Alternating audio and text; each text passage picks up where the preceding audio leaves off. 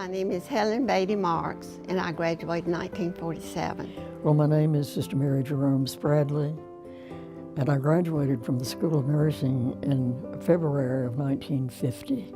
Crystal Lee Overcash, and I graduated in 1948. Well, my name is Mildred Overcash Parnell. I graduated in 1947.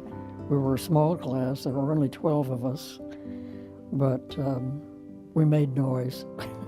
My name is Mabel Carson when I was there, and when I got married at Turner Davis. That was in 1936 when I graduated from Mercy. I'd always wanted to be a nurse, so that was a great opportunity. How did you choose Mercy Hospital? You know, I honestly don't know. It was sort of accidental. The First World War was over, and textiles weren't needed like they were. It was a sad time, and it cost me $20 to come to Mercy. Well, I applied at Charlotte Memorial Hospital School of Nursing. I was accepted in the spring class of 1947. They wrote back to tell me that they had decided not to have a spring class that year. One of my aunts said, well, Mercy Hospital really has the best school. We had 6 in our class, so we had undivided attention. It was an exceedingly interesting period for me. A little country girl all the way from a small town and scared to death. I came to Charlotte on the Greyhound bus, and I got a cab out to the nursing home, and I told the cab driver, I pulled up in front of the nursing home, and Sister Mary Peter was outside greeting everybody, and I saw her, and I was not used to the Catholic nuns, so I told the cab driver, you sit right here because I'm not sure I'm going to stay. And I went up and I gave Sister Mary Peter my name, and she shook hands and she said, run along now. I got inside and I said, oh, I forgot the cab driver, so I ran back out and I said, bye-bye. The night that we had come in, we decided, and I don't remember how many of us there were, but we went across to this drugstore. And we're talking. I don't remember any of the conversations, but the next morning we met our nursing arts instructor, and that was Mrs. Catherine Gallagher. Mrs. Gallagher told us that we needed to be very careful what we said in public. And it turned out that she had been in the drugstore, overheard what we were saying.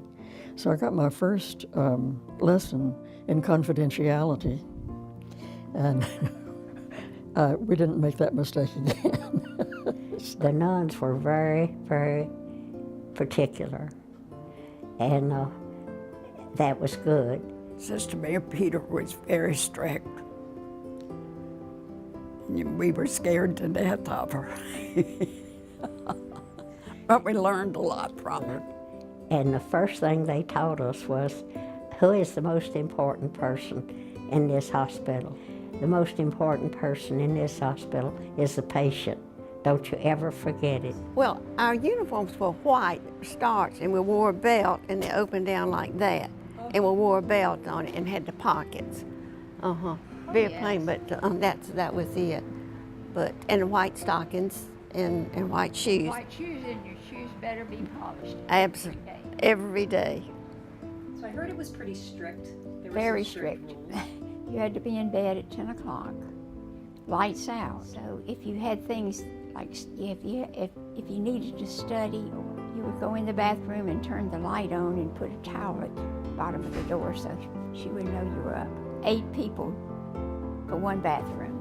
One could be in the bathtub, the other one could be polishing the shoes, whatever. We worked from 7 to 7 with 3 hours off during the day, and we'd have to go to class. Even if we were on night duty, you went to class, and with that. And you had to really train yourself to do these kind of things. Do you feel you made a difference? Yes, How? just by working with patients in all those different areas. You become very close to your patients because we had a lot of physical contact with patients. Nursing was very different then than now. We didn't have all of the